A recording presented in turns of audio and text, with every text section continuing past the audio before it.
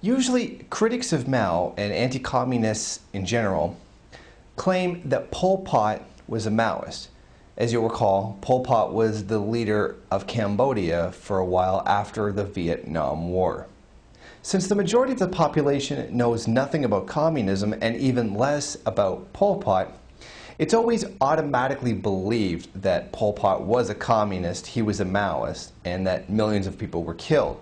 Most of the public has been trained to automatically believe such things because they've been fed such a propaganda line about communism for the last 60 years that they'll automatically believe anything negative that's said about anything that's even falsely claimed to be communist. Since the Khmer Rouge came into power by defeating a US-backed right-wing regime, it suffered the slanders by US imperialism ever since. Anyone who ever stands up to US imperialism is automatically labeled all kinds of horrible things. The difficulty here is trying to filter through that imperialist propaganda to find what Pol Pot is actually guilty of and what has been manufactured by anti-communists. By 1975, it's estimated that about 10% of the Cambodian population was killed by US bombings in Cambodia. Now, these bombings took place because they were trying to track down Vietnamese military units that were inside Cambodia. These searches were massive bombings of the countryside in Cambodia, killing many, many people. It's important to note that these bombings of Cambodia were what first turned the tide of the movement against the Vietnam War and made it stronger. The resistance to the war in Vietnam on US soil became powerful to the point where it couldn't be stopped because of these bombings.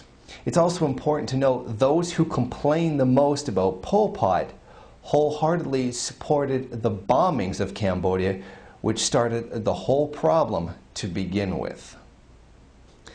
The US bombings of Cambodia didn't just collectively kill 2 or 3 million people. It, in addition, created 2 million refugees who fled from the countryside where the US was bombing and into the cities to get away from the destruction. Because of these actions by the US military, the country then became dependent on foreign food aid. Now, this foreign food aid was horribly mismanaged by the Lon Nol regime, which was in power before the Khmer Rouge, the US-backed power. And even they horribly mismanaged what resources they were even actually sent. What this means is, when the Khmer Rouge came into power, they were actually coming into power at a terrible time. There was already mass starvation going on, and 1/3 of the entire country were refugees because of US actions. At this point, another major criticism pops up, where the Khmer Rouge forced people to leave the cities and go into the countryside, and the city of Phnom Penh was virtually emptied as a result. Now, this shows the basic lack of scientific thinking on the part of anti-communists. At this point, the country was starving to death. The peasant population had fled the countryside to get into the cities to get away from the bombings. Now, this meant food wasn't being produced, and there was already mass starvation. Khmer Rouge literally did the only thing they could do, was to force people back out into the countryside in order to start producing food again. Because if they hadn't, starvation would have occurred on an even greater level. Literally, this was the only thing that they could do to save the lives of people who were starving to death and to keep it from getting worse. The anti-communists whine about fascism, the fact that people were forced out in the countryside to work to prevent the starvation of more people. Yet they're absolutely fine with the fact that the anti-communists were the ones who had caused the entire problem to begin with. The US bombings of Cambodia created the entire situation, and then the aid that was sent was mismanaged by a right-wing US-backed regime.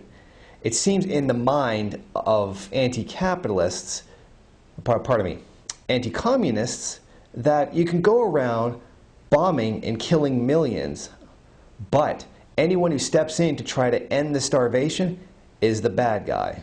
It's typical hypocrisy by anti-communists. This seems to be a reoccurring theme among anti-communists. They seemingly have no ability to understand that people need to eat, and that if there is starvation, you have to do everything possible to end it. This is the same deal with the forced collectivization of the Soviet Union under Stalin. A weather disturbance had happened. There was a change in the weather that caused a massive shortage of food.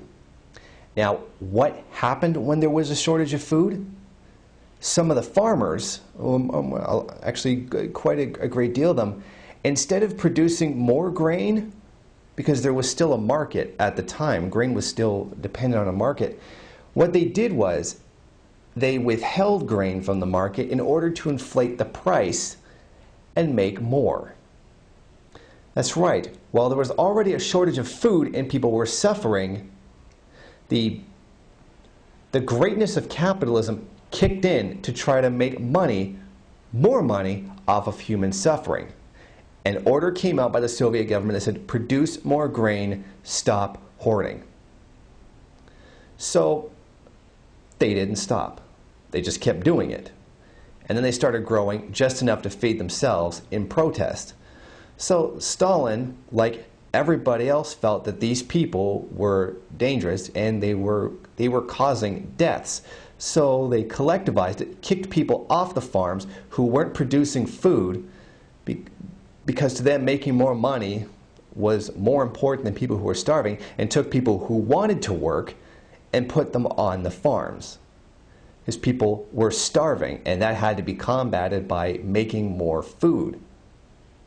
Capitalism took a bad situation and made it worse in the name of profit, all to make more money.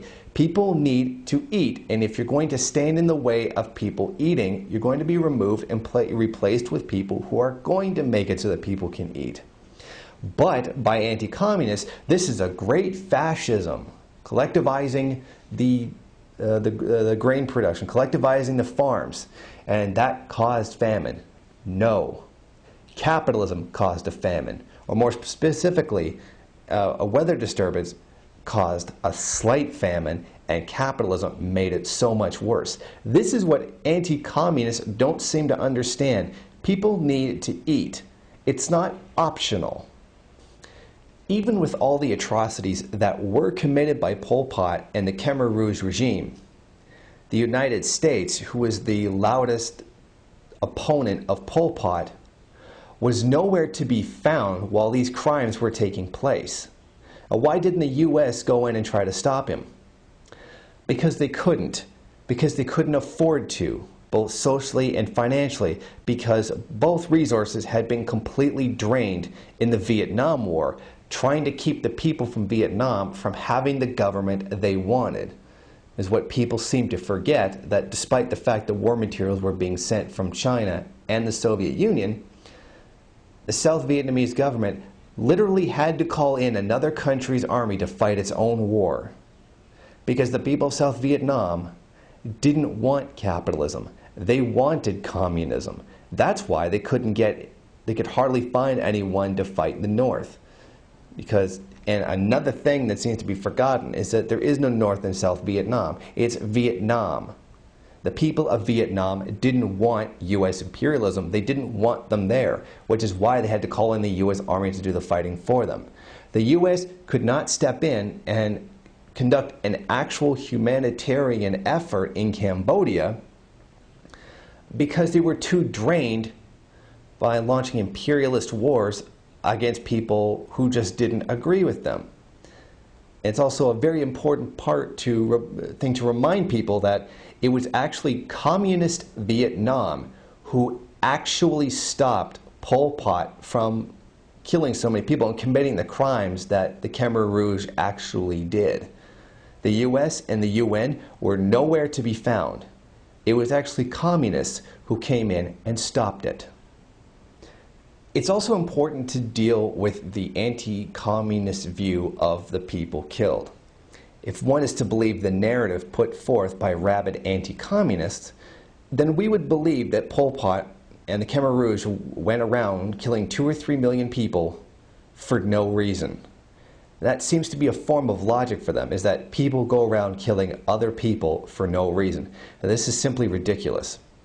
In fact, the Finnish inquiry that actually went in to discover what had happened had come back saying that between 75 and 150,000 people had actually been killed by the regime. Many of whom were the upper class and intellectuals who opposed the regime. There was no 2 or 3 million people killed by Pol Pot.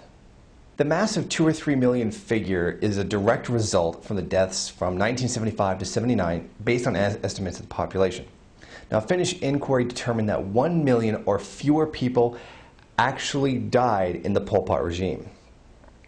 Several thousand of those actually died from clashes with the Vietnamese military when they went in to shut them down. Also, another famine started after the invasion by Vietnam. Now, by then, international aid was already too late. About 2 million, or 30% of the population, had died as a result of U.S. bombings, the Pol Pot regime, and the Vietnamese invasion combined. This 2 million figure is from several incidences altogether, the vast majority of which was caused by U.S. bombings. U.S. actions killed more Cambodians than anything else that happened in the country.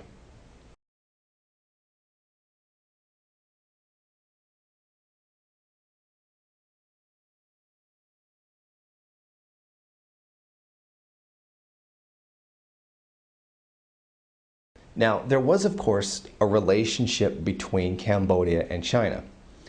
China had supported the struggles for self-determination for many Asian countries and had aided in the reconstruction of many of these countries, not calling any of their communist parties Maoist. Now, it's important to note that China gave this aid to countries who did not even call themselves communist. Now, this aid went to many African countries as well, Tanzania being one of them. Now, concerning the claim that Pol Pot was a Maoist. Now, the fact is, Pol Pot didn't call himself a Maoist until after Mao had died. Pol Pot had always said that he didn't follow anybody and that he was his own thing. Now, it wasn't until Hua Guofeng took over China away from the Gang of Four. It was only then that he started calling himself a Maoist. Now, it's important to know that Hua Guofeng was the guy who had the Gang of Four arrested along with Mao's wife. Now, the Gang of Four were supposed to be Mao's successors. Now, it was Guofeng that came in and prevented that from happening and started the reactionary regime. And then Deng Xiaoping came into power. It's important to note that Hua Guofeng was the guy who actually brought Deng Xiaoping into power. Now, keep in mind that Pol Pot was calling himself a Maoist while he was celebrating and supporting the arrest of the Gang of Four, Mao's rightful successors, and supporting the arrest of his wife. At no point could Pol Pot have ever be considered Maoist. Now, Pol Pot was saying Deng Xiaoping was counter-revolutionary in 1977 as the Gang of Four were getting set to take power. But then when the opposite happened, Hua Guofeng got in and then Deng Xiaoping came into power, he suddenly stopped calling himself a Maoist and gave his support to Deng Xiaoping. In other words, Pol Pot supported whoever was in power in China. The main reason for this was because he is an opportunist. What he wanted was to gain the support and aid from who was ever there. Or particularly, he needed these after Vietnam had invaded. Pol Pot was whatever he wanted to claim to be at the time in order to take the most popular position that would get him the most international aid and support. He was an opportunist who claimed to be anything and everything when the situation was best for him to do so. To say Pol Pot was a Maoist is an absolute lie. Now, Pol Pot did use some of Mao's policies, but these same policies were used all the way throughout the Third World and were indistinguishable from them and Mao. Everybody at the time in that region was using them, so you could hardly say that they were Maoists. Most of the Third World in Asia were using them, so it would be pretty much ridiculous to say that they were Mao's ideas that he was using. The whole situation in Cambodia with Pol Pot and the Khmer Rouge is distorted and twisted completely by anti-communists, where it's even difficult to find the absolute truth. Now, these distortions are coming from the same people who take the crimes of Hitler and try to blame them on Stalin. Now, these are the same people who don't seem to understand that people need to eat and that it's important to get that food no matter what.